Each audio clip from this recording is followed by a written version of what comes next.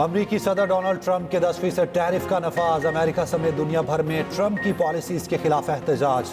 America की मुख्तलिफ रियासतों में आवाम सड़कों पर निकल आए। बोस्टन में बड़ा मुजाहरा, आवाम ने प्लेकार्ड्स और बैनर्स उठा रखे थे। मुजाहरीन का आवाम मुखालिफ पॉलिसीज वापस लेने का मुतालबा। कनाडा, बरतानिया, फ्रांस, जर्मनी, पुर्तगाल, मैक्सिको में एहतजाज। मुजाहरीन की अमरीकी सदर डोनाल्ड ट्रंप के खिलाफ नारेबाजी। उधर सऊदी अरब समेत 57 ममालिक पर अजाफी महसूलात का नफाज 9 अप्रैल से होगा। चीन ने अमरीकी टैरिफ के खिलाफ वर्ल्ड ट्रेड ऑर्गेनाइजेशन में शिकायत दर्ज करा दी। अमेरिका को मुज़ाकरात की भी पेशकश।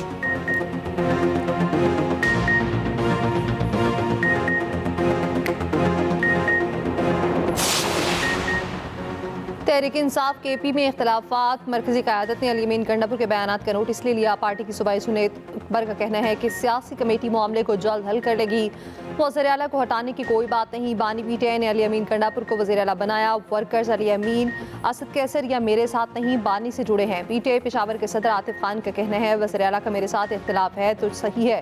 असद कैसर समेत सीनियर्स के खिलाफ बातें नहीं होनी चाहिए। तैमूर सलीम झगड़ा एहतसाब कमेटी की सवालनामा भेजने पर आपस से बाहर। जवाबात के साथ वज़ीर आला पर भी इल्ज़ामात आयद कर दिए। वज़ीर आला के असासाजात और खराजात पर भी सवाल उठा दिए। आसिम सवाती सूबाई स्पीकर के खिलाफ उठ खड़े हुए। बाबर सलीम सवाती की कुर्सी भी खतरे में पड़ गई।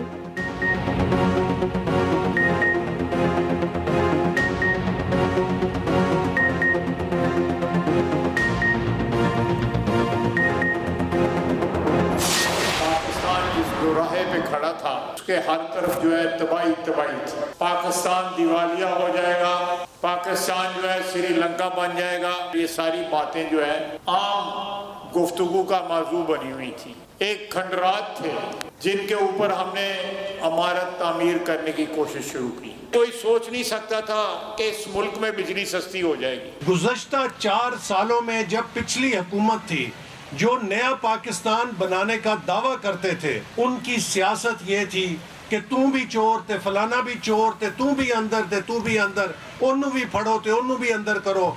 इसके अलावा उनकी सियासत का कोई मुंह सिर नहीं था। उस तबाही को जो पिछले छोड़ गए थे, हमने खत्म करके लोगों को रिलीफ देना शुरू किया है।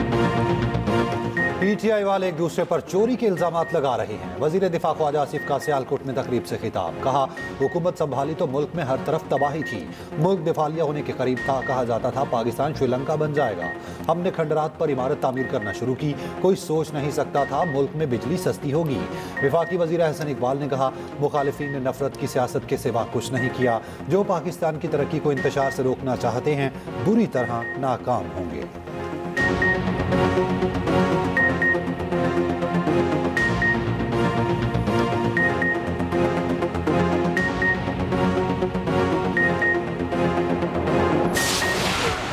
तीसरे वनडे में भी टीम पाकिस्तान कामयाबी से नाकाम। नए खिलाड़ी, टीम बदलना और कप्तान अलग अलग कटना, कोई फाबुला न चला। T20 के बाद वनडे सीरीज में शिकस्त। न्यूजीलैंड ने तीसरे वनडे में पाकिस्तान को 43 रन से हरा दिया।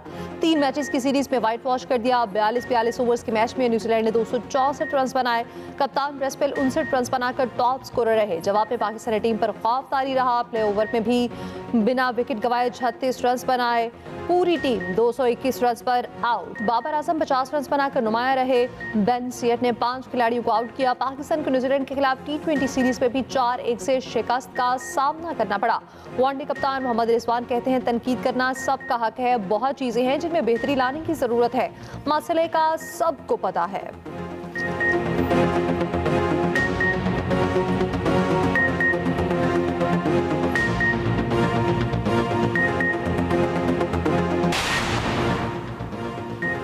तीसरे वनडे में ओपनर इमामुल हक चेहरे पर गेंद लगने से जख्मी। तीसरे ओवर की तीसरी गेंद पर रन्स लेते हुए फील्डर की गेंद इमामुल हक को लगी। गेंद हेलमेट से होकर मुंह पर लगी, जमीन पर गिर गए।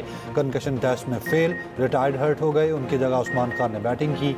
तीसरे वनडे में स्टेडियम की लाइट्स बंद होने का अनोखा वाकया। जैकब डफी गेंद कराने आए तो अंधेरा छा गया। बैटर तैयब ताहिर गेंद से बाल बाल बचे।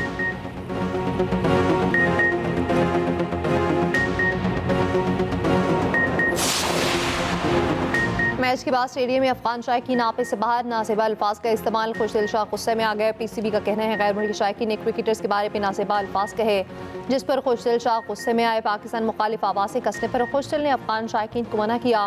पाकिस्तानी टीम की शिकायत पर 2 अफगान शायकीन को स्टेडियम से बाहर निकाल दिया गया।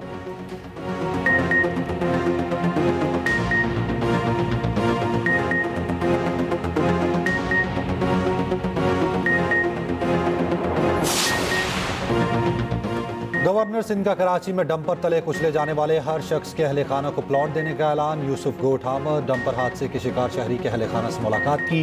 ट्रैफिक हादसे में जामहक नजर अब्बास की 3 बच्चियों की अगले 12 साल तक तालीम की जिम्मेदारी उठाने का ऐलान। मीडिया से गुफ्तगू में कामरान टेसोरी ने कहा, डंपर हादसा के मुतासरा तमाम अफराद के लवाहिकीन 12 अप्रैल को गवर्नर हाउस आ जाएं।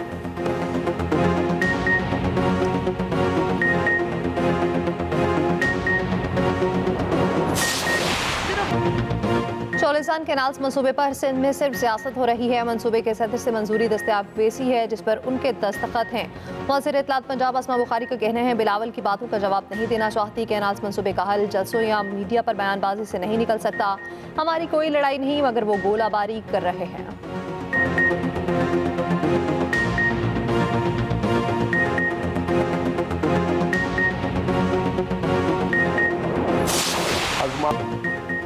वज़ीर इत्तलात सिंध शर्जील मेमन ने कैनाल्स की मंजूरी से मुतालिक मीटिंग मिनट्स को मनगढ़ंत करार दे दिया। कहा, मिनट्स में मंजूरी का लफ्ज़ कहीं नहीं है। अस्मा बुखारी के बयान पर अफसोस हुआ कि आपको आइन पढ़ना आता है। आइन में कहाँ लिखा है सदर मंजूरी देंगे। पीपल्स पार्टी कैनाल के मसले पर सियासत नहीं कर रही।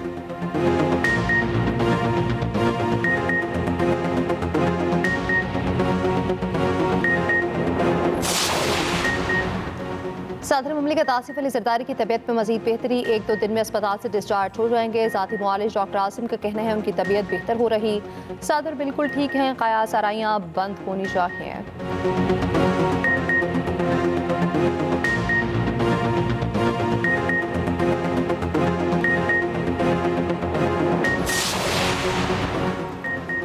सदर मुस्लिम लीग नवाज शरीफ की बिजली की कीमतों में कमी पर आवाम को मुबारकबाद। कहा, बिजली की कीमतों में कमी से महंगाई और कम होगी।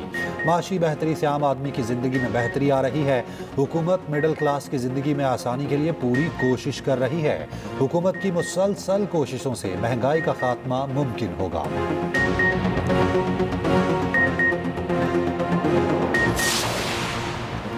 वज़ीर आज़म शहबाज शरीफ से अमीर जमात इस्लामी हाफिज नईम उर रहमान का टेलीफोनिक रब्ता। बिजली की कीमतों में कमी पर वज़ीर आज़म का शुक्रिया अदा किया। शहबाज शरीफ ने कहा, मुश्किलात के बावजूद अवामी रिलीफ अव्वलीन तरजीह है। ये मिशन जारी रखेंगे। पाकिस्तान की तरक्की का सफर जारी रहेगा। दोनों रहनुमाओं का फ़लस्तीनियों पर इसराइली जुल्म सितम पर बैनुल-अक़वामी खामोशी पर इज़हार तशवीश। फ़लस्तीनियों की हिमायत जारी रखने का अयादा। वज़ीर आज़म ने कहा, फ़लस्तीन पर पाकिस्तान का मौक़िफ़ वाज़ेह है। हाफिज नईम उर रहमान बोले, बिजली की कीमतों में मज़ीद कमी लाकर अवाम को पूरा रिलीफ दिया जाए। गाज़ा की सूरत हाल पर पाकिस्तान ज़्यादा मुअस्सर आवाज़ उठाए।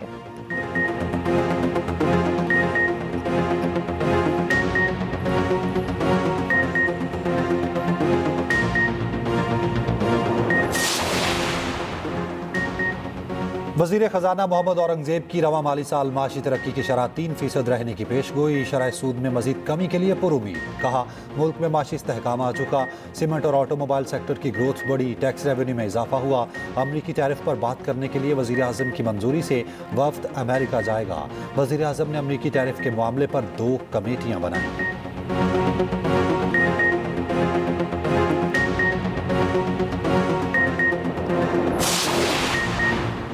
पीडीएम अभी तक नहीं टूटी, उसका सरबराह अपोजिशन में और बाकी हुकूमत में है। सरबराह JUI मौलाना फजल रहमान का तौसा शरीफ में खिताब। कहा, पार्लियामेंट में अवाम की नुमाइंदगी हम कर रहे हैं। हमने एक भी फैसला अपोजिशन के मशवरे के बगैर नहीं किया। हमारी तजवीज़ थी कि एक आईनी अदालत बने जो सियासी केसेस के फैसले करे।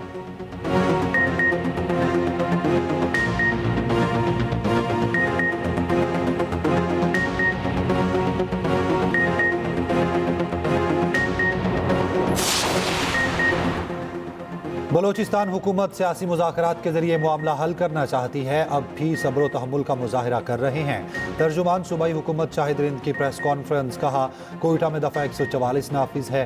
रेड जोन में धरने की इजाज़त नहीं। कानून हाथ में लेने वालों के खिलाफ कार्रवाई होगी।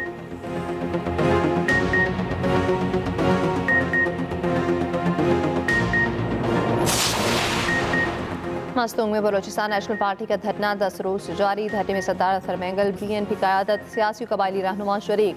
हुकूमती वफ्द और BNP के दरमियान मुज़ाकरात फिर बेनतीजा खत्म। महमूद खान चकसे की भी धरने में आवत। अख्तर मेंगल से मुलाकात। स्पीकर कौमी असम्बली अयाज सादिक अख्तर मेंगल से राब्ता। अख्तर मेंगल ने कहा, सरदार अयाज सादिक ने वज़ीर आज़म के सामने मामला उठाने की यकीन दहानी कराई।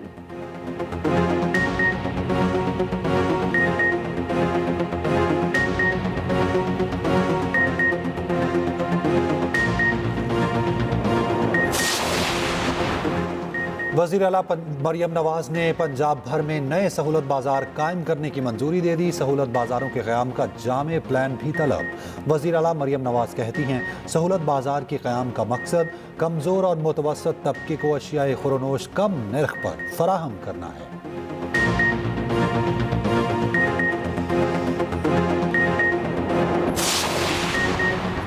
मुल्क भर में गैर कानूनी तौर पर मुकीम अफगान शहरियों को वापस भेजने का सिलसिला जारी। पेशावर में गैर कानूनी गैर मुल्कियों की मैपिंग शुरू। रावलपिंडी में अफगान शहरियों के खिलाफ ऑपरेशन में तेजी। मजीद 140 अफगान बाशिंदे ज़ेर हिरासत, तादाद 190 हो गई।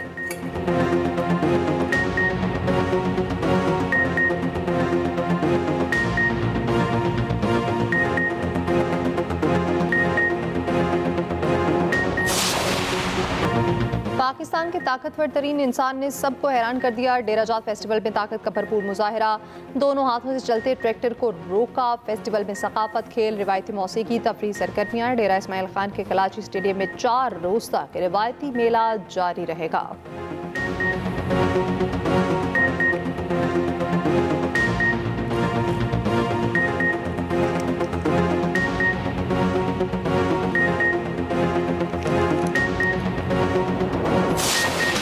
और लाहौर में मेला बहारा अंदरूनी शहर में 3 रोज़ा फेस्टिवल जारी। दिल्ली गेट में फेस्टिवल देखने के लिए आवाम की बड़ी तादाद जमा। दाखिला मुफ्त।